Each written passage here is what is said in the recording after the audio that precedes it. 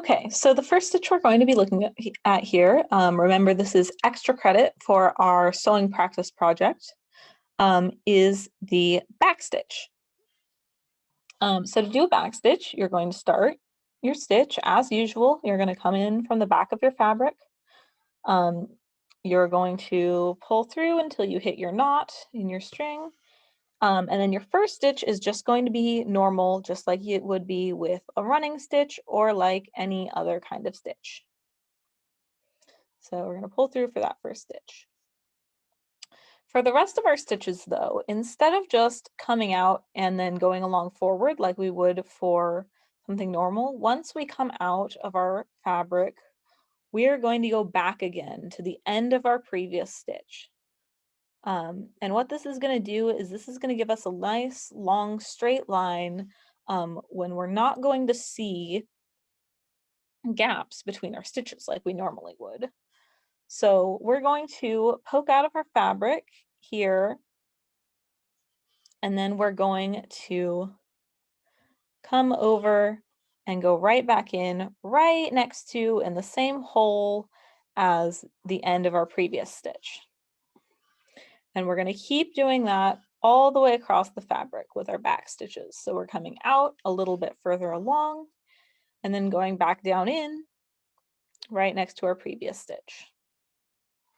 This is how you do a back stitch.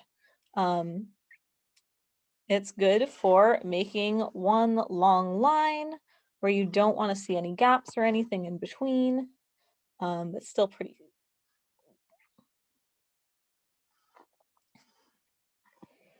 So you'll keep going along like this for as long as you want your stitches to be, as long as you want your row of stitches to be.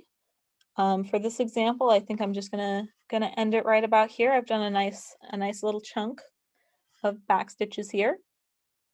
And to end it, I'm going to flip over to the back of our fabric.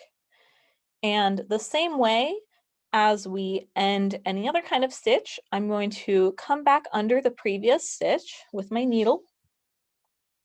And I'm going to pull it through till we've got a little bit loop here. And then I'm going to take my thread and my needle back through that loop. And I'm going to do that a couple of times. I'm going to do that 2 or 3 times, making a little loop under the previous stitch and then pulling through that loop.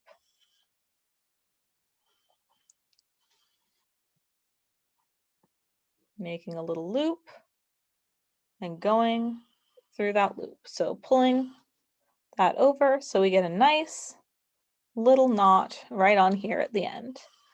Once that's done, I can cut this off if I can find my scissors. Perfect, I can cut this off. And then we've got a nice little row of back stitches.